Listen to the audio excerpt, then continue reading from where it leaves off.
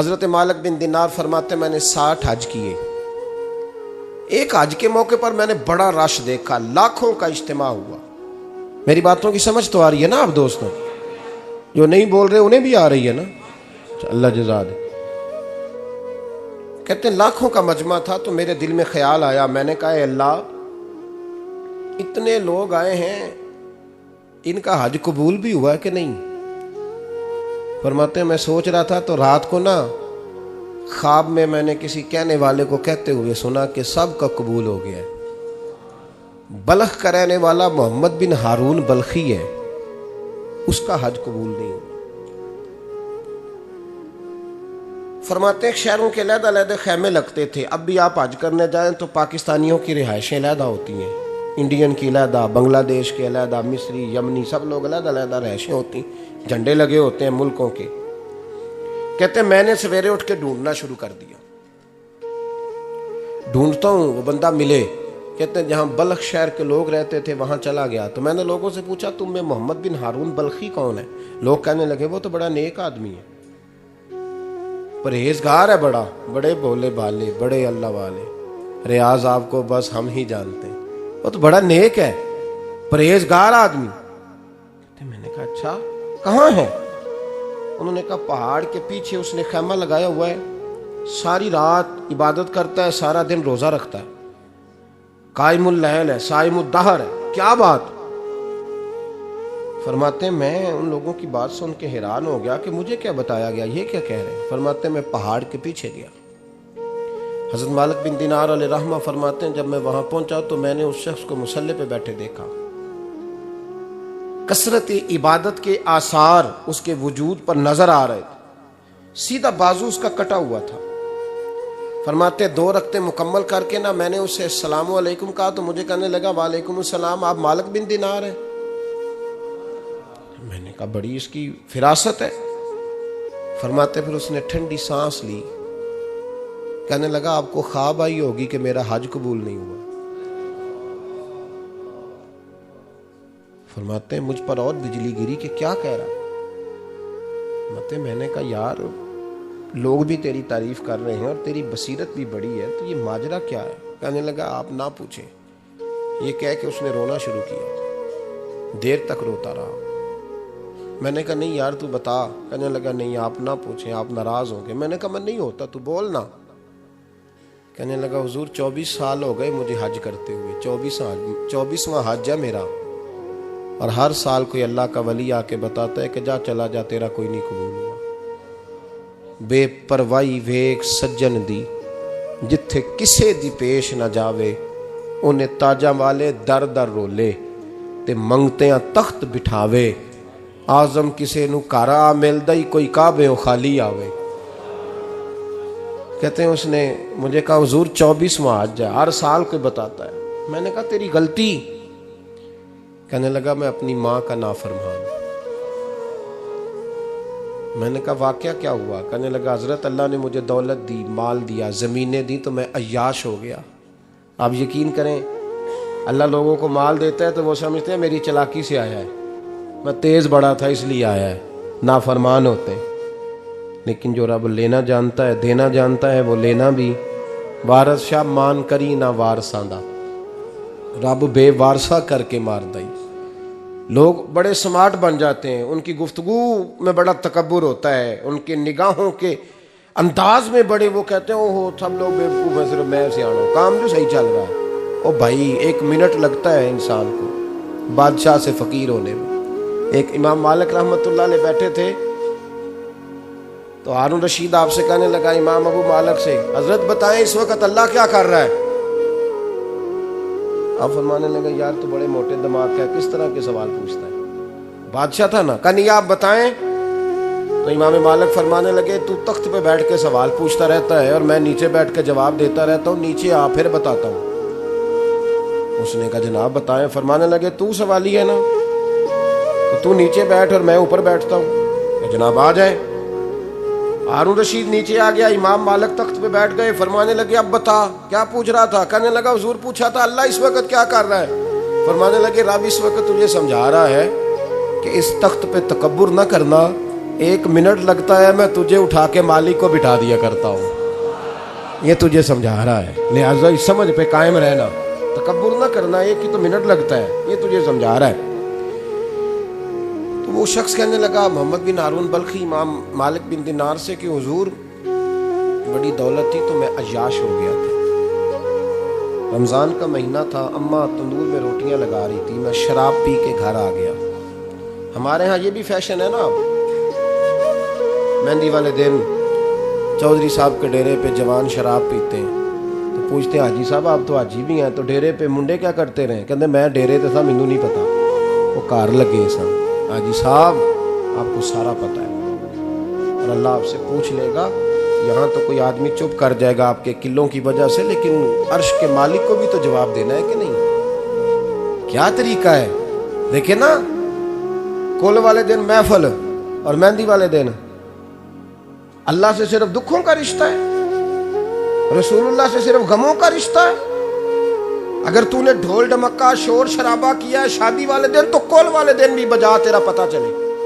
جنازے پہ بھی بجا, کیا تماشا ہے.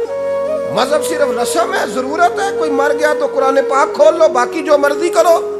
حج بھی کیتی جاندے ہو, لو بھی پیتی جاندے ہو, کھو کے مال یتیماں دا پیج مسیتی جاندے ہو, پھٹ دلاں دے سیندے نہیں, ٹوپیاں سیتی جاندے ہو, نفس تے چھری پھیر دے نہیں, بکرے کیتی جاندے ہو, فرض پلائی بیٹھے ہو, نفلہ نیتی جاندے ہو.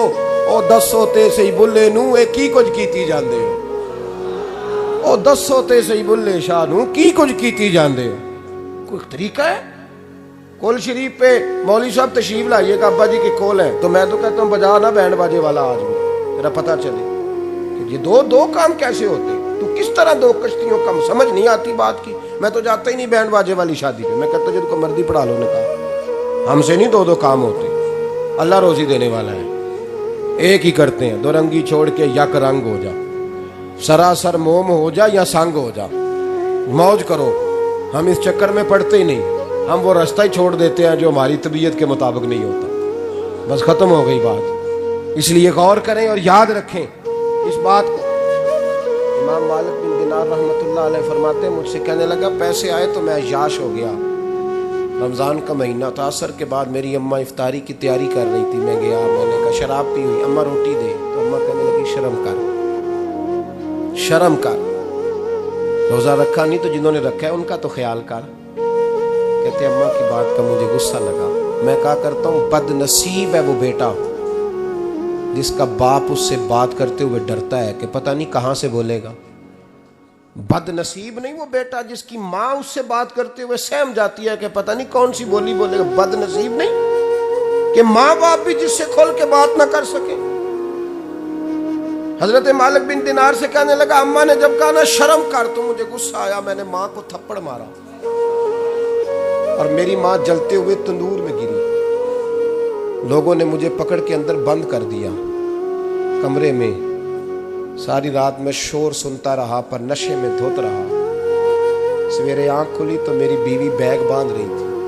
میں نے کہا کہاں جا رہی ہو؟ کہنے لگی جو ماں کا نہیں بنا میرا کیسے بنے گا. تو میں نے کہا میری اماں کا وہ تو لوگوں نے رات کو دفن کر دی جنازہ پڑھ کے. تڑپ کے کہنے لگا مجھے کیوں نہیں بتایا؟ تو کہتے ہیں لوگ کہنے لگے تیری مرتی ہوئی ماں کہہ گئی تھی اسے میرا منہ نہ دیکھنے دینا. میرے جنازے کے قریب نہ آئے. حضرت مالک بن دینار فرماتے ہیں جب اس نے یہ بات سنائی تو میں نے بھی اس کے منہ پہ تھپڑ مارا. میں نے کہا تو اسی قابل ہے. کہتے ہیں وہ رونے لگا, حضور دعا کرے اللہ مجھ سے راضی ہو جائے. کہنے لگا جب ماں انتقال کی خبر ملی تو میں نے کلاڑی لے کے وہ ہاتھ کاٹ دیا جس سے ماں کو مارا تھا. میں نے ساری جائیدادیں خیرات کر دی. 24 سال ہو گئے, 24 سال. ساری رات نماز پڑھتا ہوں, روزہ رکھتا ہوں, حج کرتا ہوں, پر ہر سال کوئی آ کے کہتا ہے جا دوڑ جا تیرا کوئی نہیں قبول ہوگا. حضور دعا کرے مالک راضی ہو جائے. فرماتے ہیں میں تھپڑ مار کے آ گیا. میں نے کہا تجھ سے راضی ہو جائے اتنے ظالم سے؟ امام مالک فرماتے ہیں رات کو آ کے سویا تو مجھے خواب میں رسول پاک کا دیدار ہوا. تو نبی پاک علیہ السلام نے فرمایا مالک تو اسے مایوس کیوں کر آیا ہے, اللہ تو بڑا مہربان ہے. کہا حضور ماں کے نافرمان کو معافی کیسے ملے گی؟ تو امام مالک فرمانے لگے نبی کریم نے فرمایا جا اسے جا کے بتا دے تجھے قیامت میں تیری ماں کی وجہ سے بخش دیا جائے گا۔ کہا حضور اماں کی وجہ سے کس طرح؟ تو محبوب فرمانے لگے اس کی ماں قیامت میں اس کے خلاف مقدمہ دائر کرے گی رب کریم کی عدالت میں، اے اللہ میں نے 9 ماہ پیٹ میں رکھا، درد سہ کے اسے جنا، جگر کا خون پلا کے پالا اور اسی نے مجھے قتل کیا۔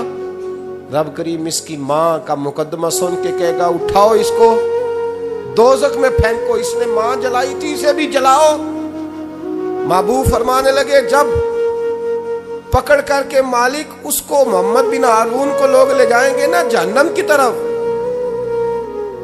ابھی فرشتے گھسیٹیں گے ہی تو پلٹ کے پھر اماں کی طرف دیکھے گا اور دوسری دفعہ پھر گھسیٹیں گے تو پلٹ کے دیکھے گا اور تیسری دفعہ پھر پلٹ کے کہے گا اماں یہ مجھے جلانے لگے، اماں یہ جہنم میں پھینکنے لگے۔ میرے حبیب فرمانے لگے وہ جل کے مرنے والی ماں وہاں بھی بول پڑے گی، کہے گی یا اللہ چل میں نے معاف کیا تو بھی معاف کر دے، اے اللہ میں نے معاف کیا تو بھی معاف کر دے، اللہ تو معاف کر دے اسے، اللہ تو اس سے درگزر فرما، اسے معاف کر دے۔ میرے محبوب پاک علیہ السلام فرماتے ہیں رب کریم کہے گا اس نے تجھے جلایا، وہ کہے گی اللہ یہ تو بیٹا تھا اس نے جلا دیا، میں ماں ہوں میرے سامنے جلے تو میں کیسے برداشت کر سکتی ہوں۔ فرمایا اس نے جلا کے مارا تھا اور اسی ماں کی وجہ سے رب کریم اسے جنت عطا فرمائے گا۔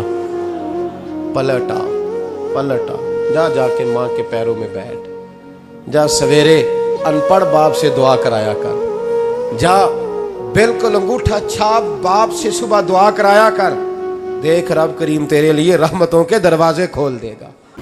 صحیح بخاری میں حضرت جریج کا ذکر فرمایا، جریج نفل پڑھ رہے تھے، ماں نے آواز دی، وہ آ نہیں سکے، نماز میں تھے، ماں ناراض ہو گئی، اس نے ہاتھ اٹھا کے کہا اللہ یہ اتنی دیر تک مرے نہ جب تک کسی بری عورت کا منہ نہ دیکھ لے۔ کسی اور کی دعا کے لیے سند نہیں ہے کہ وہ تیرے حق میں ضرور قبول ہوگی، لیکن ماں باپ کی دعا کے لیے میرے نبی پاک نے سند بیان کی ہے۔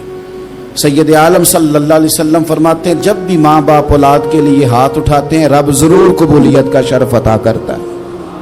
تو جہاں سند موجود ہے نا، کچھ افتتاح ابا جی سے بھی کرا لینے چاہیے، کچھ کام شروع کرنے سے پہلے صرف اماں سے ہی دعا کرا لینی چاہیے، یہ والا افتتاح بھی بڑے کام کا ہے کیونکہ یہاں سند بیان کر دیا میرے نبی کریم۔ تو جناب جریج کی ماں ناراض ہو گئی، کہنے لگی اللہ اس نے میری بات نہیں سنی، اب تھے تو وہ نیک لیکن رب کریم کی حکمت کا تقاضا ہے، ماں کی دعا کو بھی قبول کرنا تھا، اللہ نے آزمائش میں مبتلا کر دیا۔ والدہ تو چلی گئیں، وہ ایک خیمے میں، ایک کٹیا میں، ایک جھونپڑی میں عبادت کرتے تھے، اللہ کو یاد کرتے تھے، رب رب کرتے تھے اور لوگ ان کی بڑی تعریف بھی کرتے تھے، لوگ ان کے ارادت مند بھی تھے، عقیدت مند بھی تھے، اہل محبت بھی تھے۔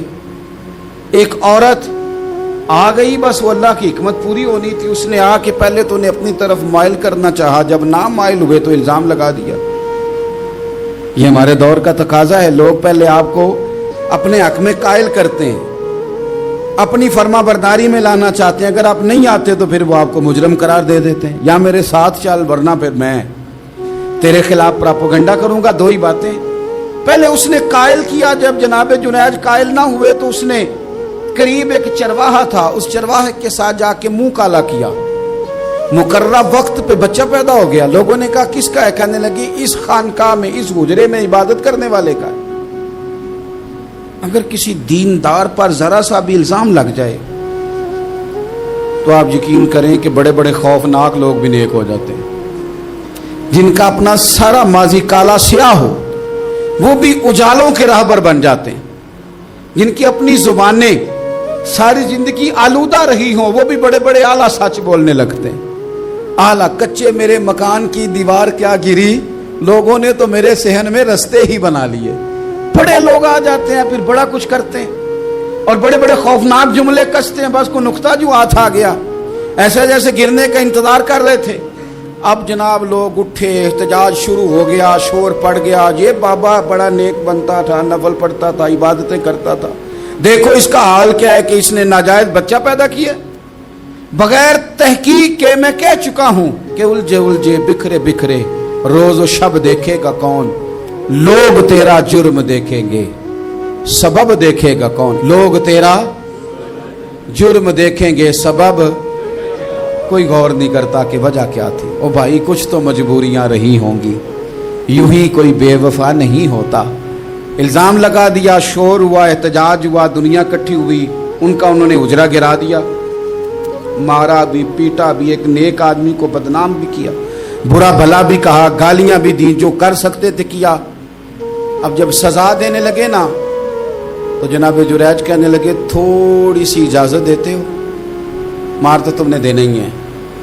कहा जनाब ठीक है देते हैं। उन्होंने कहा सिर्फ 2 नफल पढ़ने हैं। अब वो नफल पढ़ रहे थे तो लोग उस वक्त भी कह रहे थे फराड ही कर रहा है, धोखा ही दे रहा है, चूंकि ज़ेन बन गया ना, बदगुमानी आ गई। उन्होंने 2 नफल पढ़ के हाथ उठाए, कहा अल्लाह जाना तो मैंने है, पर इस रुसवाई के साथ जनाजे तक नहीं खराब हो जाते, कब्रें तक नहीं लोग बदनाम कर देते। कहा अल्लाह जाना तो है, फिर इस रुसवाई के साथ तो मेरी मदद फरमा। अब तो मेरा केस तेरी ही अदालत में है, तू रहमत का दरवाजा खोल। हाथ उठाए, दुआ मांगी, नफल पढ़े, पूरे मजमे पे नजर दौड़ाई, कोई नहीं था सपोर्ट करने वाला। कल तक जो कहते थे ना तेरे लिए जिएंगे, तेरे लिए मरेंगे, सारी उम्र ही आटा गुद्दा है, लखा कीते नहीं पेड़े। अब वक्त आया ही ते मोहम्मद बख्शा कोई नहीं हो बैठा नेड़े, एक बंदा भी नहीं था, वोटर सपोर्टर साथ देने वाला कोई नहीं था। तो जनाब जुनैद बच्चे की तरफ इशारा करके कहने लगे कोई नहीं बोल रहा, तू ही बोल के बता दे तेरा बाप कौन है, तू ही बोल के बता दे कौन है। अल्लाहु अकबर। मेरा रब जब चाहे तो बच्चे बोलते हैं, रब चाहे तो गूंगे बोलते हैं, रब जब चाहे तो फिर पत्थर भी बोलते हैं। जब कहा ना तू ही बता तो बच्चा बोला और बोल के कहने लगा मेरा बाप जुरैज नहीं, मेरा तो वो है जो बकरियां चराने वाला है, वो मेरा बाप। जब रब करीम ने तौफीक दी तो बच्चा बोल पड़ा। जब रब बंदोबस्त करता है किसी की इज्जत की हिफाजत का तो फिर कोई उसे रुसवा कर सकता। याद रखना जब रब मुहाफिज हो तो फिर लोगों का प्रोपेगेंडा वहां कुछ कर सकता। लोग कई दफा बड़ा गहरा जाल बुनते हैं, साजिश का रंग बड़ा गहरा होता है, आम सादे आदमी उसको समझ नहीं पाते, उस प्रोपेगेंडे का हिस्सा हो जाते हैं, उन्हें पता ही नहीं चलता ये बात दरअसल क्या की जा रही है। ये कितनी गहरी हसद की आग है जिसको लोग बुग़्ज़ के साथ हवा दे रहे हैं, अपनी अदावत के साथ उसको ज्यादा जला रहे हैं।